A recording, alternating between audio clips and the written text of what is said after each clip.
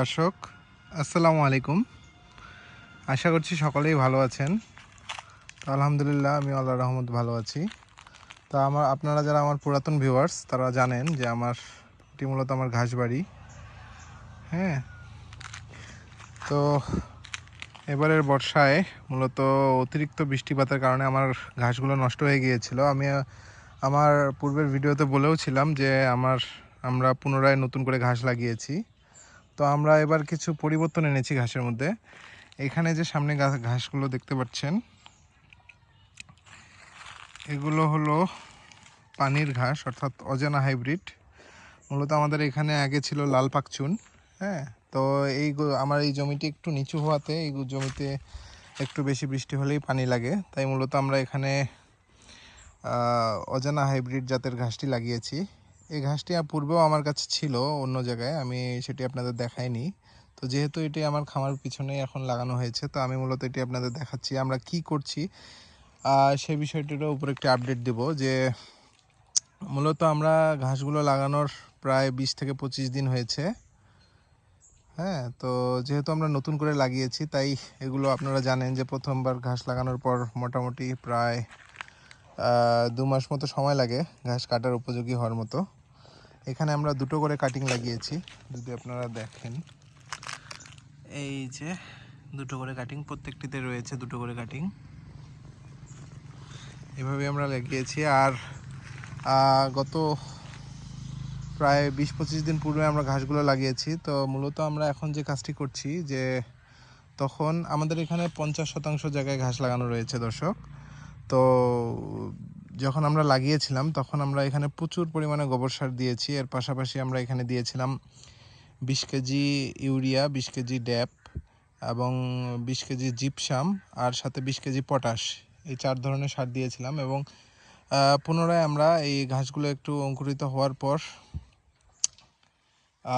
সামান্য পরিমাণ অর্থাৎ 10 কেজি মতন ইউরিয়া দিয়েছিলাম। এখন প্রায় যেহেতু 25 দিন মতো হয়ে এসেছে, তো পুনরায় আমরা এখানে 10 কেজি ইউরিয়া এবং 5 কেজি ড্যাপ দুটো একত্রিত করে মিশিয়ে ছিটিয়ে দিয়েছি। এবং আমরা আমাদের এপাশে বলে যে কোদলায় দেওয়া অর্থাৎ মাটিগুলো ওলটপালট করে দেওয়া, সেই জিনিসটি আমরা করছি যেন ঘাসগুলো এখন দ্রুত বৃদ্ধি পায়, যেহেতু মাটিতে রস রয়েছে এবং আমরা সার দিয়েছি। তো দেখতেই পাচ্ছেন এই জমিটি অলরেডি কদলানো হয়ে গিয়েছে। এর পাশাপাশি আমি দেখাই, এই সামনে যে ঘাসগুলো দেখতে পাচ্ছেন এগুলো হলো অজানা হাইব্রিড। এ পাশে এই জমিটিও কদলানো হয়ে গিয়েছে মাশাআল্লাহ। এটি হলো জারা 1 জাতের যে ঘাস, সে ঘাসটি আমাদের এখানে আগে ছিল থাই সুপার হাইব্রিড, তো সেটি আমরা পরিবর্তন করে এবার জারা ঘাস লাগিয়েছি। তো দেখা যাক কেমন কি আমরা রেজাল্ট পাই। যে হিসাবে ঘাসগুলো বেড়ে উঠছে তাতে তো আশা করা যায় ভালো রেজাল্টই পাওয়া যাবে ইনশাল্লাহ। এই যে দেখতেই পাচ্ছেন এখানেও বদলানোর কাজ চলছে।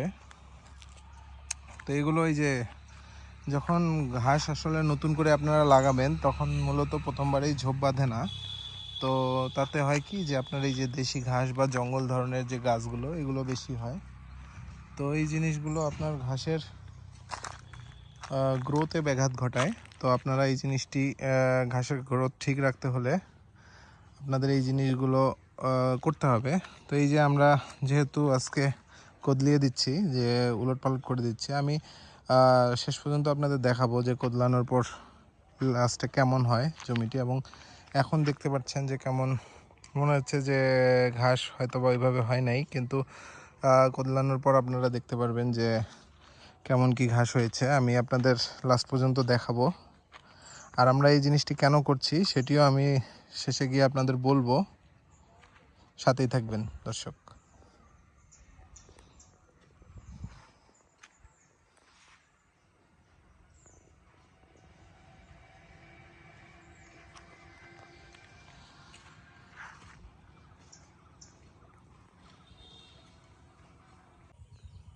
দর্শক দেখুন বর্তমান অবস্থা। তো আপনারা দেখলেন যে কদলানোর পূর্বে কেমন দেখা যাচ্ছিল, আর এখন মনেই হচ্ছিল না যে আসলে এখানে ওইভাবে ঘাস আছে, কিন্তু কদলানোর পরে দেখতে পাচ্ছেন মাশাআল্লাহ। তো মূলত আমরা কদলানোর পূর্বেই এখানে আমরা বলেছি, আমরা লাগানোর সময় ঘাসগুলোতে সার দিয়েছিলাম যে 20 KG urea, 20 KG gypsum, 20 KG DAP এবং 20 কেজি পটাশ। এটি মূলত আমাদের এখানে 50% জায়গায় লাগানো হয়েছে। টোটাল যে সারটি 80 কেজি, এগুলো আমরা লাগানোর পূর্বেই দিয়েছি। আর প্রচুর পরিমাণে গোবর সার দিয়েছিলাম। তো এরপর আমরা পুনরায় 10 কেজি ইউরিয়া এবং 5 কেজি ড্যাব এখানে ছিটিয়ে দেওয়ার পর আমরা এগুলো কদলিয়ে দিয়েছি। আর এর যে রেজাল্ট আপনারা দেখতে পারবেন, যে আজকে মূলত নভেম্বর মাসের খুব সম্ভবত 20 তারিখ, হ্যাঁ 20 তারিখ, নভেম্বরের 20 তারিখ আজ। আর এই যে আমরা সার দিয়ে আবার পুনরায় কদলিয়ে দিয়েছি। তো এর রেজাল্ট আসলে 10 দিন পরেই এর রেজাল্ট কেমন কি হয় আমরা আপনাদের দেখানোর চেষ্টা করব। আমি যদি আপনাদের দেখাই, দেখুন দর্শক, এই যে নভেম্বরের 20 তারিখ।